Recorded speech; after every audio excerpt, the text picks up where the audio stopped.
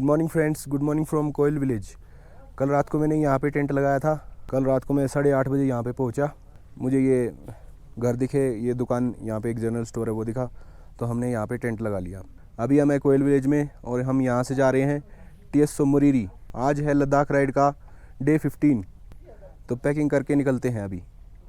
सो ये है वो रोड जिस पे कल रात को मैं 80 की स्पीड से ट्रैवल करके आया कोयल डेमचोक से।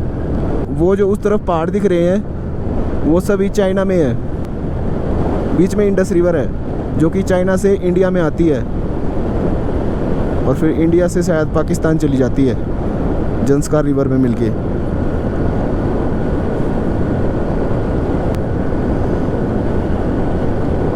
वाह, ये एक नंबर का रोड है ये। इसमें 80 की स्पीड पे चलती है और आप डेमचोक से दुंगती बस कुछ ही समय में पहुंच जाओगे। दुंगती यहाँ से 40 किलोमीटर है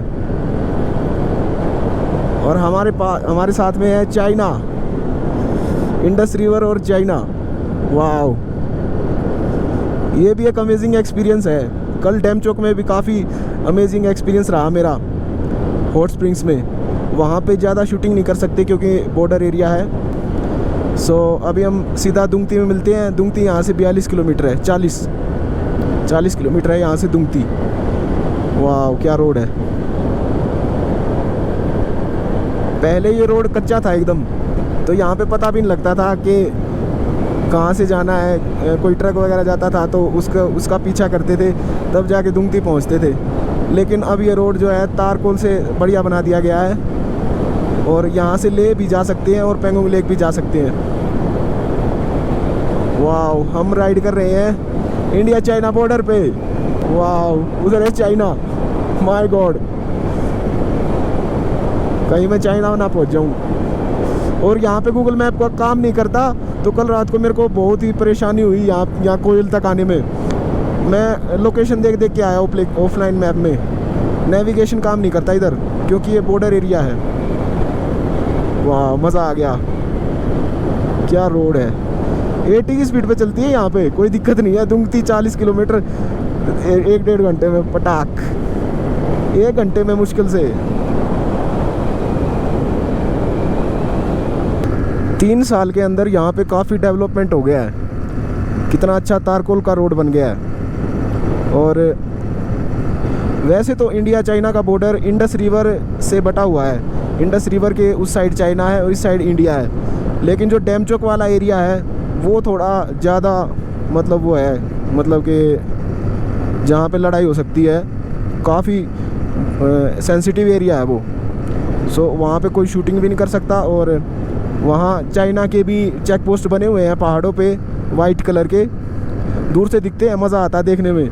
शूटिंग तो मैं कर नहीं पाया वहाँ पे, लेकिन अगर आप खुद जाओगे ना डेमचोक तो मज़ा आ जाएगा ये देख के कि कैसे एक दो देश आपस में कैसे बटे हुए हैं।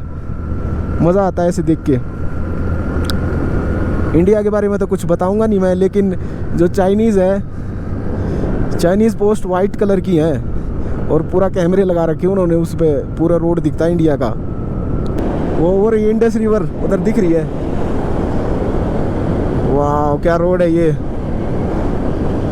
70-80। वाह, देखना कितना खूबसूरत लग रहा है। वाह, कितना अमेजिंग है। लद्दाख में इतना अच्छा रोड, वो भी 80 की स्पीड पे चलती है गाड़ी। जहाँ उधर है इंडस रिवर चाइना, और मैं नीचे उतर गया था रोड से इंडस रिवर को देखने के चक्कर में। वाह, कितना सुंदर रोड है ये। मज़ा आ गया भाई, ये तो लाइफ टाइम का एक्सपीरियंस हो गया आज। सो यहाँ से आप एकदम क्लियर देख सकते हैं कि वो इंडस रिवर है और वहाँ पे वो सफ़ेद चाइनीज़ चेक पोस्ट है। वाह, क्या नज़ारा है।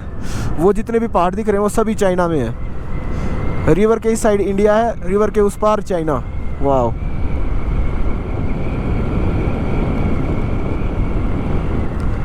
अभी यहाँ से इंडस रिवर एकदम क्लियर दिख रही है।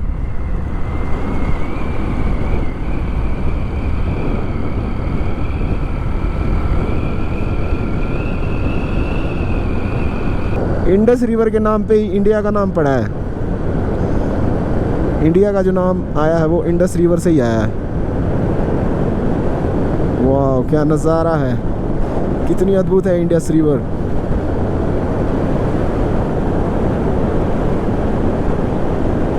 वाह। सो ये है इंडस रिवर, वो है चाइना। और यहाँ पे इंडिया चाइना का बॉर्डर एक ही बंदा क्रॉस कर सकता है, और वो है लद्दाख के गधे। जो लद्दाख के गधे हैं ना, वो इस रिवर के पार चाइना में चले जाते हैं और वापस इंडिया में आ जाते हैं, लद्दाखी गधे। अच्छा जी, हमारे पास जी यहाँ पे त्रिशूल बन गया रोड का, तो देखते हैं क्या चीज़ है ये। दुंगती 22, रेंगो, हानले, न्योमा 61, समझ में नहीं आ रहा मेरा तो ये क्या है। वहाँ पे जाके देखते हैं उस रोड पे। ये तो बंद कर रखा है भाई। चलो मैं गूगल मैप देखता हूँ कहाँ से जाना है। मेरा फ़ोन दोबारा से चाइना का टाइम पकड़ गया है, 12:45 हो गए हैं, उधर चाइना है। अभी मेरे ख्याल में 10 बजे है, मेरे ख्याल में इंडिया में, चाइना में 12:45 बजे हैं। Wow. So finally Google map is working now from here. और अभी हम जा रहे हैं सीधा यहाँ से दुंगती, जो कि 22 किलोमीटर है। सो ये है इंडस रिवर और ये है इंडस वैली, और पीछे है चाइना। और जो लद्दाख के गधे हैं वो बॉर्डर क्रॉस करके चाइना में चले गए हैं, और कभी इंडिया आ जाते हैं, कभी चाइना चले जाते हैं। सो इधर से मुझे चाइना का एक गांव दिख रहा है, और वो जो वाइट वाइट सा बना हुआ ना, छोटा सा वाइट वाइट सा दिख रहा है, एक पॉइंट सा, वो है चेक पोस्ट। वहाँ पे चाइनीज़ आर्मी है। ऊपर बिल्कुल पहाड़ों पे बर्फ़ गिरी हुई है, और इन्होंने यहाँ तक रोड बना रखा है इंडस रिवर तक। इन रेतीले मैदानों में दौड़ते हुए ये लद्दाखी गधे कमाल के लगते हैं। वो एक तो पीछे रह गया, एक बहुत तेज आ रहा है, झुंड से काफ़ी पीछे रह गया। ये मुझे लग रहा है भाग के ना इस रोड को क्रॉस करेंगे। वाह क्या गधे हैं, काफ़ी स्पीड से भाग रहा है पीछे वाला तो। ये लो, इसने ज्वाइन कर लिया ग्रुप, वो सबसे आगे निकल गया ये तो। वाह क्या नज़ारा है। ये गधे भी काफ़ी कमाल के हैं यहाँ पे, ये इन मैदानों में भागते रहते हैं। मेरे फ़ोन का टाइम बार बार चेंज हो रहा है, 12:45 से अभी 10:38 हो गया। कमाल है, कभी चाइना का टाइम, कभी इंडिया का टाइम।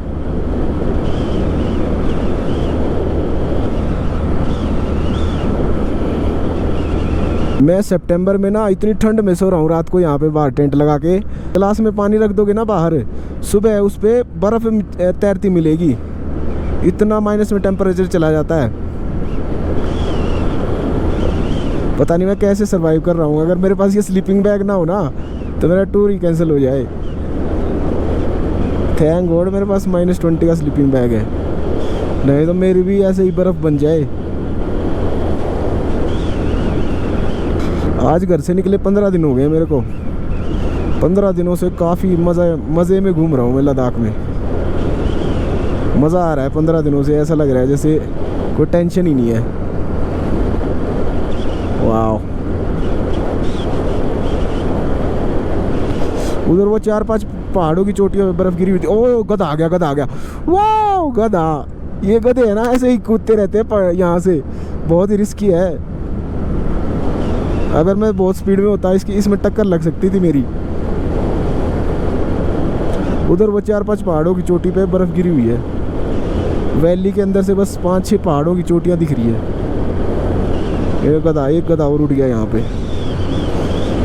यहाँ पे बस गधे ही हैं और कोई वाइल्ड एनिमल नहीं है। स्नो लेपर्ड तो बस नाम का है, मैंने स्नो लेपर्ड तो यहाँ पे देखा ही नहीं कभी। रात को तो मैं बाहर ही सोता हूँ टेंट लगा के। अभी तक हमने लद्दाख में कहीं पे भी पेट्रोल पे कैरी नहीं किया है, और ना ही मैंने इस बाइक को कहीं पे धक्का मारा है। हाँ कई बार पहले गियर में तो चढ़ी है। वाह यहाँ से एक बत्तख दिख रही है। ओ माय गॉड, एक सेकंड। वाह ये है सारस ब्लैक नेक्ड क्रेन है ये। वाह इस कैमरे में तो दिखेगा नहीं इतनी दूर, लेकिन मैं देख सकता हूँ। ये ब्लैक नेक क्रेन है, काफ़ी दुर्लभ स्पीशीज़ है ये। वाह कितनी शांति है यहाँ पे। दोनों आराम आराम से पानी में चल रहे हैं, दो हैं। और ब्रह्मनी डक भी है इसके अंदर, वो उधर तैर रही है। काफ़ी स्पीशीज है यहाँ पे। क्या शानदार व्यू आ गया है। दुंगती यहाँ से 4 किलोमीटर बचा है बस। क्या मज़ेदार व्यू है ये, इनक्रेडिबल। वो जो सामने विलेज दिख रहा है वो है दुंगती विलेज, और कोयुल के बाद सिर्फ यही है इस रोड पे। इसके बाद हम सीधा न्योमा जाएंगे, लोमा जाएंगे, फिर न्योमा। सो ये है दुंगती विलेज। काफ़ी छोटा सा और प्यारा सा विलेज है। यहाँ के लोग अपना रोज़मर्रा के काम में लगे हुए हैं। सो कोयल के बाद अगर स्टे करना है तो दुंगती में कर सकते हैं। यहाँ पे काफ़ी होम स्टे हैं।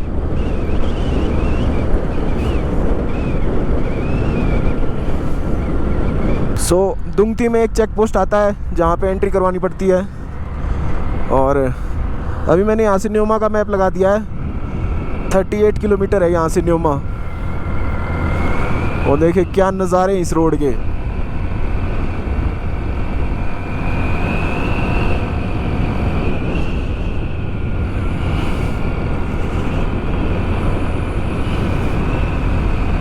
अरे वाह, याक भी दिख गए यहाँ से। तो ये जितने भी काले काले दिख रहे हैं ना, ये याक हैं सारे।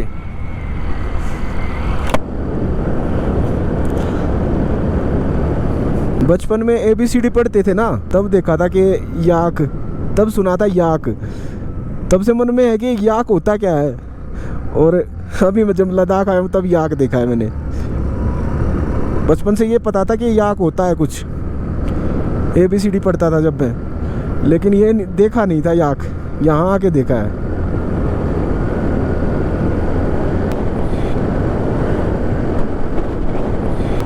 वाह, ये भी काफ़ी कमाल का नज़ारा है। अभी हम लोमा जाने वाले हैं, इधर से लोमा आने वाला है। एक तरफ है इंडस रिवर और आगे पहाड़ों पे काफ़ी स्नोफॉल हो रखा है। क्या कमाल का नज़ारा है।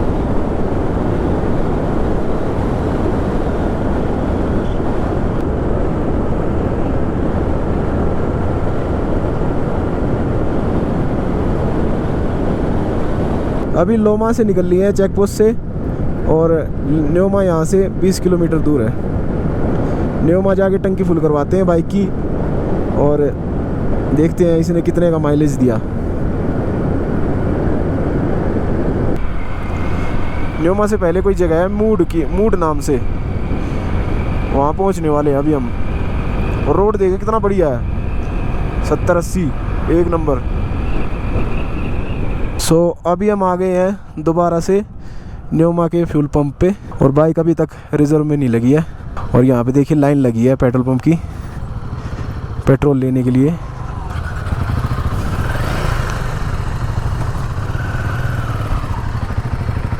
सो गोदाम से पैसे निकाल लेते हैं थोड़े से, एक और निकाल ले 500 का। हाँ, पेट्रोल डलवाना भाई, फुल कराना है। इसके बाद हम सीधा यहाँ से TSO मोरीरी और जंसकार जाएंगे, जो कि नेक्स्ट पेट्रोल पंप जो पदुम में है वहीं पे फुल होगा। सो मैं फुल करवा रहा हूँ टंकी। अभी पैसे निकाले हमने अपने डिपॉजिट से।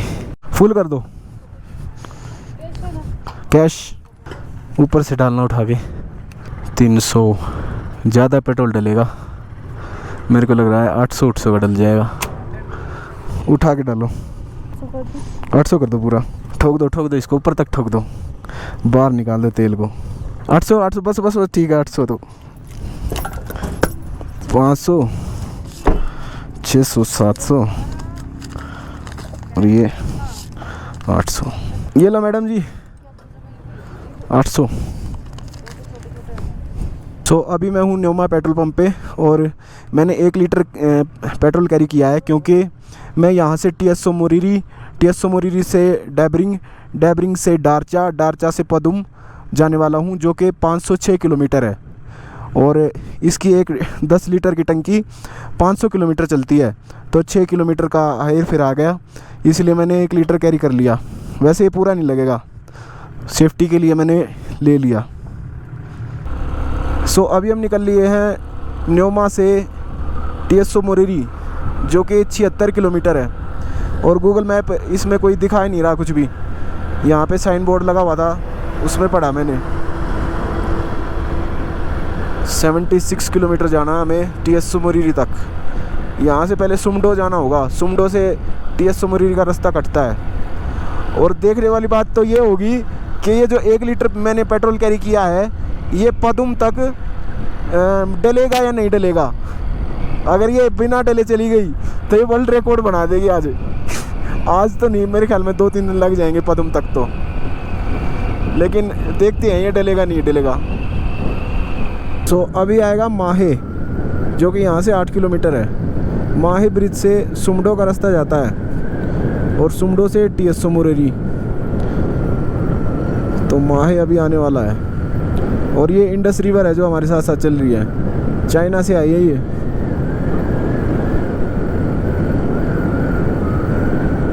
जिगरे वाला बंदा तो वो है जो यहाँ पे अपनी खुद की बाइक लेके आता है। ये पैकेज वैकेज तो कोई भी बुक कर लेता है। जिगरा, असली जिगरा तो उसी में है जो अपनी बाइक को घर से लेके आता है इधर लद्दाख। सो ये आ गया माहे ब्रिज। यहीं से हमको सुमडो के लिए रास्ता मिलेगा, इसको क्रॉस करके। यह है माहे ब्रिज और यहाँ पे पुलिस का चेक पोस्ट भी आता है।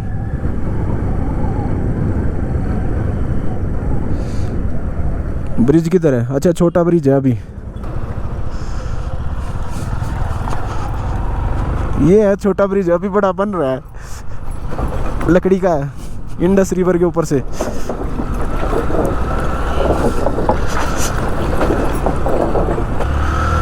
फुल ऑफ रोडिंग है भाई इधर तो। ऑफ रोडिंग के बाद ये बढ़िया रोड आ गया है। और यहाँ पे भी एक धारा बह रही है साथ में, छोटी सी नदी जो कि इंडस रिवर मिल रही है जाके। और गूगल मैप भी अपनी औकात पे आ गया है। यहाँ से सुमडो 11 किलोमीटर दिखा रहा है, नहीं तो पहले ले से घुमा के लेके आ रहा था। सो अभी हम निकल लिए माहे से सुमडो। इस नदी के आसपास ही बस हरियाली है, नहीं तो हमारे चारों तरफ सूखे पहाड़ हैं, बंजर पहाड़। इस नदी के आसपास ही बस ये हरे कलर के और पिंक कलर के पेड़ उगे हुए हैं, नहीं तो सब बंजर है इधर। सुमडो आने वाला है, 4 किलोमीटर रह गया सुमडो। मुझे लग रहा है ये जो नदी का पानी है ना, ये पूगा हॉट स्प्रिंग से आ रहा है।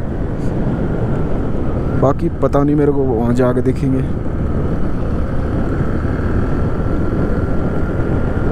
फिलहाल तो TSO मोरेरी जा रहे हैं, उसके बाद जाएंगे पूगा वैली। सुमडो विलेज में आपका स्वागत है। यहाँ से हमको TSO मोरेरी जाना है, जो कि 47 किलोमीटर है। डेबरिंग 62, पूगा 7, चुमुर 103 है। चलो भाई TSO मोरेरी चलते हैं।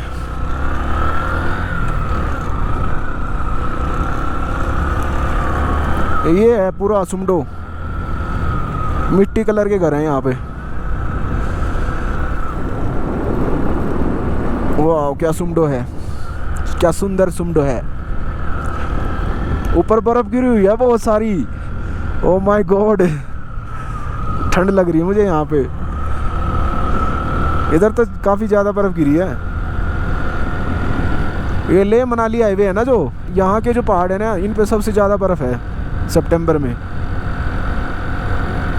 माहे से जो सुमडो रास्ता आता है ना, उसमें बिल्कुल भी चढ़ाई नहीं है, सीधा रास्ता वो बिल्कुल। और अभी देखते हैं मोरेरी वाले में, सुमडो से जो मोरेरी जाता है उसमें चढ़ाई आएगी या नहीं। अगर नहीं आएगी तो बहुत जल्दी कवर कर देंगे हम इस चीज़ को और निकल जाएंगे डेबरिंग। डेबरिंग से डारचा, डारचा से पदुम।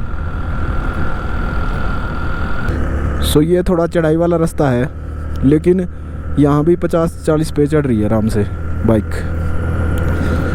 मैंने तो सोचा था कि ये वैसा होगा रास्ता, सीधा प्लेन होगा, लेकिन थोड़ी बहुत चढ़ाई तो इसमें भी है।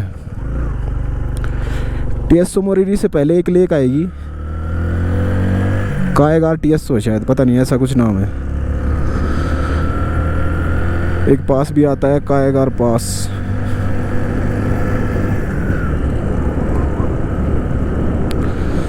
ऊपर स्नोफॉल हो रखी है, ठंडी हवा चल रही है एकदम। दोपहर के 2 बजने को है। शायद मैं आज डेबरिंग जा नहीं पाऊँगा। मेरा प्लान था कि अभी TSO मोरीरी देख के, पूगा वैली देख के, TSO कर देख के और डेबरिंग में स्टे करूँ। डेबरिंग में एक रूम है खाली पड़ा बिल्कुल, उसमें टेंट लगाया था मैंने जब मैं मनाली से ले गया था।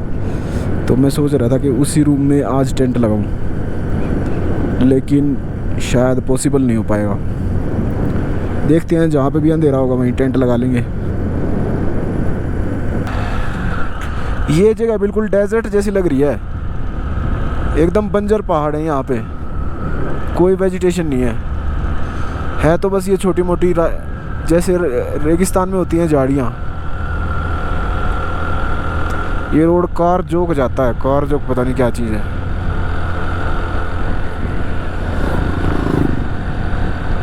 ये लो, ये पास आ गया कोई, कायगार पास है शायद। ये कुछ लिख रखा है, समझ में आएगा नहीं, बुद्धिस्ट में है। ये है कायगार पास। कायगार पास की ऊंचाई है 16,273 फीट। ये एक हाई माउंटेन पास है। उधर स्नोफॉल हो रखा है, एकदम बंजर पहाड़ है, कुछ नहीं है इसके ऊपर। जैसे एक कोल्ड डेजर्ट होता है ना, बिल्कुल वैसा ही है। सो हमें दिखने लग गया है first view of Kyagar TSO। पहला व्यू कायगार TSO का। वाओ, एकदम नीली दिख रही है दूर से और काफ़ी ठंडी हवा चल रही है। Wow, first view of Kyagar TSO। ऐसा लग रहा है जैसे मैं हेवन में जा रहा हूँ सीधा, रोड टू हेवन। एकदम ठंडी हवा चल रही है। सो ये है लेक कायगार TSO। अभी हम इसके पास चलते हैं। वाह, क्या नज़ारा है कायगार TSO लेक। ऐसे रेगिस्तान में एक ब्लू लेक का होना कितना चमत्कारी है, कितना मैजिकल है। वाह। सो ये दूर से ब्लू दिख रही है, इसका पानी बिल्कुल एकदम नीला दिख रहा है। उसका रीज़न ये है कि इस पे ना जो स्काई है ना वो भी ब्लू है। उसकी जो है शेडो सी स्काई की वजह से ये ब्लू दिखती है दूर से। अगर आप पास में जाके देखोगे तो इसका कलर डिफरेंट होगा।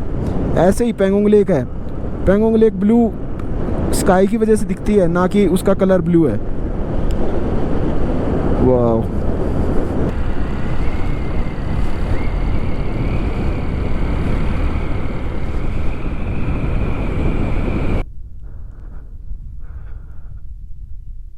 फाइनली हम पहुंच गए हैं कायगार TSO पे।